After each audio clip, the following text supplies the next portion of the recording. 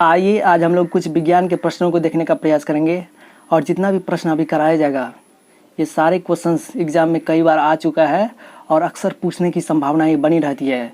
इसलिए आप लोग अच्छा से समझने का प्रयास कीजिएगा और जितना भी क्वेश्चंस अभी कराया जाएगा उन सभी क्वेश्चंस को अच्छी तरह से याद कर लीजिएगा, तो आपको एग्ज़ाम में अच्छा अंक दिलाने में ये आपको काफ़ी मदद करेगा। और यही सारे क्वेश्चंस एग्ज़ाम में आएगा, इन्हीं में से आपको कुछ ना कुछ एक प्रश्न एग्ज़ाम में देखने को मिलेगा, इसलिए आप लोग इन सारे प्रश्नों को अच्छा से तैयारी कर लीजिएगा। तो चलिए शुरुआत करते हैं पहले प्रश्न से। तो पहला प्रश्न कहता है कि हजामत के लिए किस दर्पण का उपयोग होता है। तो हजामत का मतलब क्या हुआ? हजामत का मतलब यह हुआ कि शेविंग दर्पण, जिसको दाढ़ी और कटाने के लिए जाते हो उसमें दर्पण देखते हो ना, आईना, तो उसमें कौन दर्पण रहता है? तो अवतल दर्पण, यानी कि एक का ऑप्शन नंबर ए होगा। तो समझ गए। आइए अब हम लोग दूसरे प्रश्न की ओर चलते हैं। तो दूसरा प्रश्न कहता है कि सर्चलाइट का परावर्तक सतह होता है तो अवतल, यानी कि 2 का ऑप्शन नंबर बी होगा। 3 में देखिए, निम्न में किसका उपयोग खाना बनाने वाले ईंधन में नहीं करते हैं? तो सीएनजी का नहीं करते, एलपीजी गैस का सिलेंडर का तो खाना बनाने ईंधन में करते हैं, बायोगैस का भी करते हैं, यानी कि गोबर और गैस बना करके हम लोग खाना बनाने वाले ईंधन में करते हैं, कोयला का तो कर भी करते हैं। लेकिन सीएनजी का उपयोग हम लोग खाना बनाने वाले ईंधन में नहीं करते हैं, क्योंकि सीएनजी का उपयोग जो होता है ना गाड़ी और को चलाने में, जैसे जिस प्रकार पेट्रोल की सहायता से गाड़ी चलता है उसी प्रकार सीएनजी भी एक गैस है, उस गैस की सहायता से गाड़ी चलता है। तो 3 का ऑप्शन नंबर ए होगा। आइए अब हम लोग चौथे प्रश्न की ओर चलते हैं। तो चौथा प्रश्न कहता है कि डायनोमो यांत्रिक ऊर्जा को किस ऊर्जा में परिणत करता है? तो डायनोमो यानी कि जनरेटर होता है, तो जनरेटर जो है ना यांत्रिक ऊर्जा को विद्युत ऊर्जा में परिणत करता है। तो 4 का ऑप्शन नंबर बी सही होगा। आइए अब हम लोग पाँचवें प्रश्न की ओर चलते हैं। तो पाँचवा प्रश्न कहता है कि आँख का व्यवहार होता है तो उत्तल लेंस की तरह होता है। तो 5 का ऑप्शन नंबर बी होगा। और इन सारे क्वेश्चंस को याद कर लीजिएगा और बीच बीच में हम क्वेश्चंस बोलेंगे, आप उसको याद कर लीजिएगा, इसको याद रखने का प्रयास कीजिएगा। तो अवतल दर्पण का उपयोग हम लोग किस में करते थे? हजामत के लिए। और उत्तल दर्पण का उपयोग तब कहाँ होगा? तो उत्तल दर्पण का उपयोग हम लोग पीछे के दृश्य को देखने के लिए पश्च दृश्य में करते हैं, और अवतल दर्पण का उपयोग हम लोग हेडलाइट में भी करते हैं। तो समझ गए, ये 2 क्वेश्चन को याद कर लीजिएगा। बीच बीच में हम ऐसे क्वेश्चंस को बोलते रहेंगे जो एग्ज़ाम में कई बार आ चुका है, तो हमारी बातों को सिर्फ समझने का प्रयास कीजिएगा और उसको अच्छी तरह से याद रखने का प्रयास कीजिएगा, आपको अच्छी तरह से अंक आएगा, अच्छा अंक आएगा। तो 4 नंबर देखिए, किसी भी अम्लीय विलयन का पीएच मान होता है तो 7 से कम होता है, यानी कि 6 का ऑप्शन नंबर बी होगा। 7 के देखिए, पारे का अयस्क होगा तो 6 का ऑप्शन नंबर बी होगा, यानी कि 7 से कम। अगर पूछ देगा ये अम्ल का था, अगर आपसे पूछ देगा कि क्षारीय विलयन का पीएच मान क्या होता है तो आप उसको जवाब दीजिएगा 7 से ज़्यादा। कहेगा उदासीन विलयन का पीएच मान क्या होता है तो 7। इन तीनों प्रश्नों को याद कर लीजिएगा, समझ गए। आइए 7वें प्रश्न की ओर चलते हैं। तो 7वां प्रश्न कहता है कि पारे का अयस्क है, तो पारे का अयस्क है सिनेबार। तो समझे, तो पारे का अयस्क क्या है? सिनेबार, यानी कि 7 का ऑप्शन नंबर डी सही होगा। इसके बाद एल्युमिनियम का अयस्क है बॉक्साइट, तो ये भी याद कर लीजिएगा, एल्युमिनियम का अयस्क है बॉक्साइट। इसके बाद ये भी याद कर लीजिएगा, लोहा का अयस्क है हेमाटाइट। लोहा का अयस्क क्या है? हेमाटाइट। समझ गए, 3 क्वेश्चन को याद कर लीजिएगा। चलिए, निम्न में कौन एक परबल अम्ल है? तो HCl भी है, HNO3 भी है, H2SO4 भी है, DN में सभी, यानी कि 8 का ऑप्शन नंबर डी होगा, यानी कि ये तीनों परबल अम्ल है। तो समझ गए।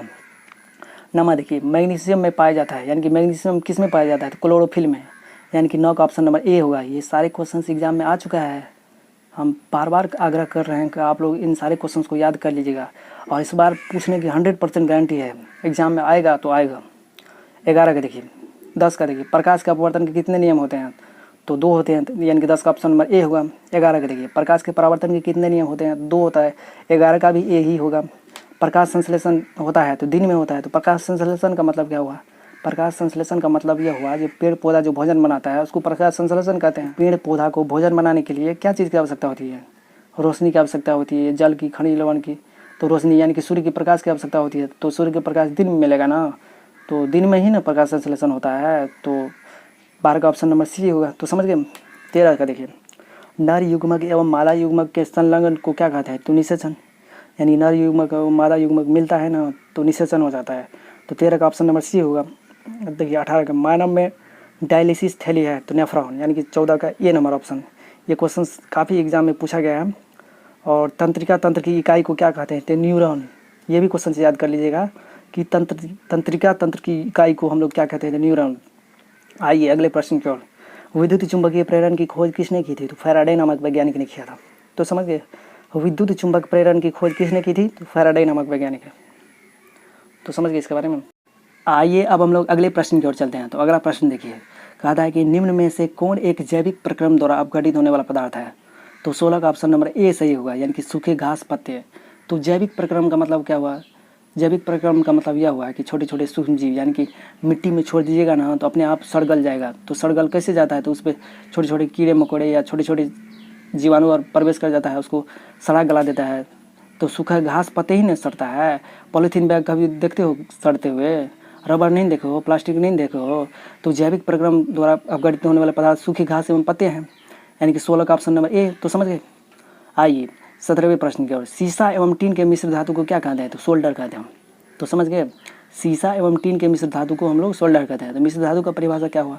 यानी कि दो या दो से अधिक धातु के समांगी मिश्रण को, यानी कि दो या दो से अधिक धातु को मिलाएंगे, यानी तो एक धातु या एक अधातु को मिला देंगे तो हमें मिश्र धातु प्राप्त हो जाएगा। यहाँ पर देखिए सीसा एवं टीन दोनों धातु है और दोनों को मिलाए तो सोल्डर यानी कि मिल गया। तो समझ गए, सीसा एवं टीनों के मिश्र धातु को हम लोग सोल्डर कहते हैं। 17 का ऑप्शन नंबर बी सही होगा। आइए अगले प्रश्न को चलते हैं। तो अगला प्रश्न देखिए, साग सब्जियों का विघटित होकर कंपोस्ट बनना किस अभिक्रिया का उदाहरण है? ये क्वेश्चन कई बार एग्जाम में आ चुका है, ये सारे आ चुका है। तो 18 का ऑप्शन नंबर बी सही होगा, यानी कि ऊष्माक्षेपी। साग सब्जियों का विघटित होगा, विघटित मतलब सड़ गल कर कंपोस्ट यानी खाद बनना ऊष्माक्षेपी अभिक्रिया का उदाहरण है। तो समझ गए। अगले प्रश्न चलते हैं। तो अगला प्रश्न कहता है कि शुद्ध सोना को व्यक्त किया जाता है, यानी कि शुद्ध सोना कितने कैरेट का होता है? तो 24 कैरेट का। लेकिन आपसे यह प्रश्न कर दे कि सोना को गहना बनाने के लिए कितने कैरेट का उपयोग किया जाता है? तो 22 कैरेट का वहाँ आप दीजिएगा। लेकिन आपसे पूछ देगा कि शुद्ध सोना कितने कैरेट का होता है, तो वहाँ पर मारिएगा 24 कैरेट। तो समझ गए। आइए अगले प्रश्न की ओर चलते हैं। अगला प्रश्न देखिए, मनुष्य में कितने जोड़े गुणसूत्र पाए जाते हैं? यानी 23 जोड़े, यानी कि 20 का ऑप्शन नंबर बी होगा सही, 23 जोड़े। अगर जोड़ा में नहीं पूछेगा तो 46। तो समझ गए। आइए अगले प्रश्न की ओर चलते हैं। तो अगला प्रश्न देखिए, वन प्रश्न है कि वन संरक्षण का उपाय क्या है? तो नया नया वृक्ष रोपेंगे, यानी कि नए वृक्षारोपण द्वारा वन संरक्षण का उपाय होगा। और इसके बाद वनों की कटाई पर रोक लगा देंगे तो पर भी वन संरक्षण का उपाय होगा। और जनसंख्या की वृद्धि पर रोकेंगे। जब जनसंख्या वृद्धि पर रोक होगा, यानी कि जनसंख्या नहीं बढ़ेगा तो वन नहीं कटाई होगा, तो वन नहीं कटाई होगा तो वन संरक्षण हो जाएगा, वन का संरक्षित हो जाएगा। तो 21 का ऑप्शन नंबर डी होगा, यानी कि डी इनमें सभी होगा, सभी बात वन संरक्षण के उपाय को बताता है। तो समझ गए। आइए अब हम लोग अगले प्रश्न की ओर चलते हैं। तो अगला प्रश्न कहता है कि रक्त में आयरन की कमी से होने वाला रोग। तो रक्त में जब आयरन की कमी हो जाता है तो हमें एनीमिया नामक रोग हो जाता है, यानी कि 22 का ऑप्शन नंबर ई सही होगा, एनीमिया। और कैसे समझेंगे कि हमारे रक्त में आयरन की कमी है, यानी कि लोहा की कमी है? तो जब हमको ज़्यादा सिर दुखाने लगेगा, यानी ज़्यादा माथा दुखाने लगेगा, इसके बाद जो है ना हम जल्दी थक जाएंगे, कोई भी काम थोड़ा सा ही करेंगे और थकान ज़्यादा होगा, तब हम समझ जाएंगे कि हमारे शरीर में आयरन की कमी है, यानी कि हमारे रक्त में आयरन की कमी है। तो समझ गए। 22 का ऑप्शन नंबर क्या होगा? ई होगा, यानी कि एनीमिया, यानी कि रक्त में आयरन की कमी से होने वाला रोग एनीमिया है। अगले प्रश्न की ओर चलते हैं। तो अगला प्रश्न कहता है कि किसी चालक के प्रतिरोधकता का मात्रक क्या होता है? तो ओम मीटर, यानी कि 23 का ऑप्शन नंबर बी सही होगा, प्रतिरोधकता का ऐसा मात्रक ओम मीटर। अगले प्रश्न की ओर चलते हैं। आधुनिक आवर्त सारणी में कितनी क्षैतिज पंक्तियाँ हैं? तो 7 है, 24 का ये ऑप्शन नंबर होगा, यानी कि आधुनिक आवर्त सारणी में 7 क्षैतिज पंक्तियाँ हैं। लघु पतन के समय विद्युत परिपथ में विद्युत धारा का मान क्या होता है? तो बहुत अधिक हो जाता है, यानी कि 25 का ऑप्शन नंबर ए होगा। ये कई बार एग्जाम आ चुका है, लघु पतन के समय परिपथ में विद्युत धारा का मान बहुत अधिक हो जाता है। अगले प्रश्न की ओर चलते हैं। 1 किलोवाट घंटा का तुल्य होता है, तुल्य मतलब बराबर होता है, तो वह बराबर होता है 3.6 गुना 10⁻6 जूल, यानी कि 26 का ऑप्शन नंबर बी सही होगा। तो अगला प्रश्न है कि द ओरिजिन ऑफ स्पीसीज नामक पुस्तक किसने लिखी है? तो इस पुस्तक को चार्ल्स डार्विन ने लिखा था। और यह भी क्वेश्चन पूछ सकता है कि प्राकृतिक जैव विकास के सिद्धांत किसने दिया था? तो वो भी चार्ल्स डार्विन ने ही दिया था, यानी कि 2 क्वेश्चन। तो समझ गए। 27 का ऑप्शन नंबर ए सही होगा।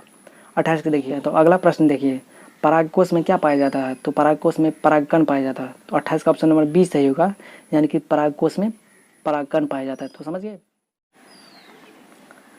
तो आइए अब हम लोग अगले प्रश्न की ओर चलते हैं। तो अगला प्रश्न देखिए, कहता है कि ऑक्सीजन की उपस्थिति में श्वसन को क्या कहते हैं? यानी कि ऑक्सीजन की उपस्थिति में होने वाले श्वसन को हम लोग क्या कहते हैं? तो उसे हम लोग ऑक्सीशोषण, और ऑक्सीशोषण को ही दूसरा नाम है वायवीय शोषण। तो 29 का ऑप्शन नंबर क्या होगा? ए सही होगा, यानी तो ऑक्सीशोषण देगा ऑप्शन में, यानी तो वायवीय शोषण देगा। तो दोनों का मतलब सेम ही है। और यह भी क्वेश्चन पूछ सकता है कि जब ऑक्सीजन की उपस्थिति में होने वाले श्वसन को हम लोग ऑक्सी श्वसन या वायवीय श्वसन कहते हैं, तो ऑक्सीजन की अनुपस्थिति में होने वाले श्वसन को हम लोग क्या कहते हैं? तो ऑक्सीजन की अनुपस्थिति में होने वाले श्वसन को हम लोग अनॉक्सी श्वसन या अवायवीय श्वसन कहते हैं। तो समझ गए इसके बारे में। आइए अगले प्रश्न की ओर चलते हैं। तो अगला प्रश्न कहता है कि किसी भी उदासीन विलयन का पीएच मान कितना होता है? तो 7 होता है, यानी कि 30 का ऑप्शन नंबर बी से होगा। अगर पूछ दे क्षारीय विलयन का पीएच मान क्या होता है? तो 7 से अधिक। अम्लीय विलयन का पीएच मान पूछ देगा तो 7 से कम। उदासीन का तो आप लोग जान ही गए, उदासीन का क्या होता है? 7 होता है। आइए अगले प्रश्न की ओर चलते हैं। तो अगला प्रश्न देखिए, निम्न में से कौन एक प्राकृतिक संसाधन नहीं है? तो 31 का ऑप्शन नंबर डी से होगा, यानी कि किताब को तो मानव ने बनाया है ना, इसका मतलब किताब मानव निर्मित संसाधन है। भूमि को हमने बनाया है, सूर्य को आपने बनाया है, जल को आपने नहीं बनाया है। जिसको हम आप नहीं बनाते हैं वह प्राकृतिक होता है, और जिसको बनाते हैं हम वह मानव निर्मित होता है। तो समझिए 31 का ऑप्शन नंबर डी से होगा। वहाँ पे हम टिक नहीं लगाए हैं, आप मेरी बातों को सिर्फ समझने का प्रयास कीजिएगा। ये आसान चीज़ है, तो आप समझ जाइएगा तो अपने आप खुद टिक लगा लीजिएगा। आइए अगले प्रश्न की ओर चलते हैं। तो अगला प्रश्न देखिए, एमीटर को विद्युत परिपथ में कैसे जोड़ते हैं? तो श्रेणी क्रम में। और एमीटर का प्रतिरोध कैसा होता है? तो बहुत कम होता है। और यह भी क्वेश्चन पूछ सकता है कि एक आदर्श एमीटर का प्रतिरोध कितना होता है? तो 0 होता है। तो समझ गए इसके बारे में। अगले प्रश्न की ओर चलते हैं। विभवांतर मापने वाले यंत्र को क्या कहते हैं? तो वोल्ट मीटर कहते हैं, यानी कि 33 का ऑप्शन नंबर ए से होगा। और विद्युत धारा के मापने वाले यंत्र को क्या कहते हैं? एमीटर। ये भी क्वेश्चन कई बार एग्जाम में आ चुका है। अगले प्रश्न की ओर चलते हैं। तो अगला प्रश्न कहता है कि विद्युत धारा का ऐसा मात्रा क्या होता है? तो एम्पियर होता है, यानी कि 34 का ऑप्शन नंबर डी से होगा। अगले प्रश्न की ओर चलते हैं। कहता है श्वेत रंग कितने रंगों से मिलकर बना होता है? तो 7 रंगों से। 35 का ऑप्शन नंबर ए होगा सही। अगले प्रश्न की ओर चलते हैं। तो विद्युत बल्ब में फिलामेंट तार बना होता है? तो टंगस्टन से। यानी कि विद्युत बल्ब में जो फिलामेंट होता है, ना, उसमें तार जो लगा होता है वह टंगस्टन का तार होता है। और टंगस्टन का गलनांक भी पूछता है एग्जाम में, 3500 डिग्री सेल्सियस। तो समझिए इसके बारे में। आइए अगले प्रश्न की ओर चलते हैं। तो अगला प्रश्न देखिए, फ्लोरीन अपरूप है तो कार्बन का, और कार्बन का 2 अन्य भी अपरूप है, जिसे हम लोग हीरा एवं ग्रेफाइट भी बोलते हैं। यानी कि कार्बन का मुख्य रूप से 2 अपरूप होता है, हीरा एवं ग्रेफाइट। और पूछेगा तो कार्बन का अपरूप हीरा भी होता है, ग्रेफाइट भी होता है और फ्लोरीन भी होता है। तो 37 का ऑप्शन नंबर सी होगा। मुख्य पूछेगा तो 2 मारिएगा, हीरा एवं ग्रेफाइट। 38 का देखिए, पृथ्वी पर ऊर्जा का मुख्य स्रोत है सूर्य। 38 का ऑप्शन नंबर 20 से होगा। 39 का देखिए, शक्ति का ऐसा मात्रक होता है? तो वाट होता है, यानी कि 39 का ऑप्शन नंबर सी होगा। ऊर्जा का ऐसा मात्रक जूल होता है। और विद्युत ऊर्जा का व्यावसायिक मात्रक किलोवाट घंटा होता है। तो समझ गए इसके बारे में। ये सारे क्वेश्चन याद कर लीजिएगा। 40 का देखिए, उपचयन वह प्रक्रिया है, उपचयन किसे कहते हैं? जब किसी पदार्थ में ऑक्सीजन का योग होता है और जब किसी पदार्थ से हाइड्रोजन अलग होता है तो उसे हम लोग उपचयन कहते हैं। यानी कि 40 का ऑप्शन नंबर ए भी सही होगा, बी भी सही होगा। यानी कि 40 का ऑप्शन नंबर ए एवं बी दोनों सही होगा, यानी कि सी ऑप्शन नंबर होगा इसका। 41 का देखिए, 1 PM, यानी कि PM का मतलब क्या हुआ? पिकोमीटर। 1 पिकोमीटर बराबर होता है 10⁻⁻12 मीटर, यानी कि 41 का ऑप्शन नंबर सी होगा। प्रतिरोध का ऐसा मात्रक क्या होता है? अगले प्रश्न तो ओम होता है, यानी कि 42 का ऑप्शन नंबर सी होगा। वन संपदा का उदाहरण है, यानी कि वन संपदा का उदाहरण कौन है? लकड़ी ना है। वन से क्या मिलता है? लकड़ी मिलता है, तांबा नहीं मिलता है, मिट्टी नहीं मिलता है। वन से हमें लकड़ी प्राप्त होता है, यानी कि 43 का ऑप्शन नंबर 20 से होगा। तो समझ गए। आइए अगले प्रश्न की ओर चलते हैं। तो अगला प्रश्न देखिए, वर्ण विक्षेपण में किस वर्ण का प्रकाश का विचलन सबसे अधिक होता है? तो 44 का ऑप्शन नंबर ए होगा, बैगनी। बैगनी बहुत विचलित होता है, इधर उधर भटकता है, बहुत ज़्यादा है बैगनी। 44 का ऑप्शन नंबर ए सही होगा। 45 का देखिए, बॉक्साइट किस धातु का अयस्क है? तो एल्युमिनियम का, यानी कि 45 का ऑप्शन नंबर ए से होगा। 46 का देखिए, क्लोरोफिल वर्ण का रंग होता है, यानी क्लोरोफिल का रंग कैसा होता है? तो हरा। पेड़ पौधा में क्या पाया जाता है? क्लोरोफिल। पेड़ पौधा देखने में क्या लगता है? हरा ही नहीं लगता है। 47 का देखिए, ग्वाइटर अथवा घोंघा पनपता है, यानी कि घेगा रोग जो होता है गले में, वह किसके कमी के कारण होता है? तो वह आयोडीन नमक की कमी के कारण। तब न बोलता है डॉक्टर आयोडीन नमक खाया करो। तो समझ गए, घोंघा किसके कारण से पनपता है? आयोडीन की कमी के कारण, यानी कि 47 का ऑप्शन नंबर ई सही होगा। 48 का देखिए, सोडियम कार्बोनेट का अणुसूत्र क्या होता है? Na2CO3, यानी कि 48 का ऑप्शन नंबर ए सही होगा। 49 का देखिए, विद्युत फ्यूज आधारित है तो विद्युत धारा के उष्मीय प्रभाव पर, यानी कि 49 का ऑप्शन नंबर ए सही होगा। यानी कि विद्युत फ्यूज जो है ना उष्मीय प्रभाव पर आधारित है। 50 का देखिए, जब किसी चालक तार से विद्युत धारा प्रवाहित होती है तो कण होते हैं, यानी कि गतिशील कण कौन होते हैं? इलेक्ट्रॉन होते हैं, यानी कि 50 का ऑप्शन नंबर सी सही होगा। 51 का देखिए, निम्न में किसे चाकू से काटा जा सकता है? तो लिथियम को हम लोग चाकू से काट सकते हैं। सोडियम, पोटेशियम एवं लिथियम को भी हम लोग चाकू से काट सकते हैं। ये तीनों क्वेश्चन पूछ सकता है। तो यहाँ पे दिया है लिथियम, लेकिन सोडियम पोटेशियम भी दिया रहे तो सोडियम पोटेशियम को भी हम लोग काट सकते हैं, उसको भी ऑप्शन में मार सकते हैं। ठीक 52 का देखिए, भोजन का पचना किस प्रकार की अभिक्रिया है, तो उपचयन अभिक्रिया, तो 52 का ऑप्शन नंबर ए सही होगा। 53 का देखिए, कीटों के पंख और चमगादड़ के पंख किस तरह के अंग है, 53 का सी होगा, समृद्ध या समरूप अंग। समझ गए इसके बारे में।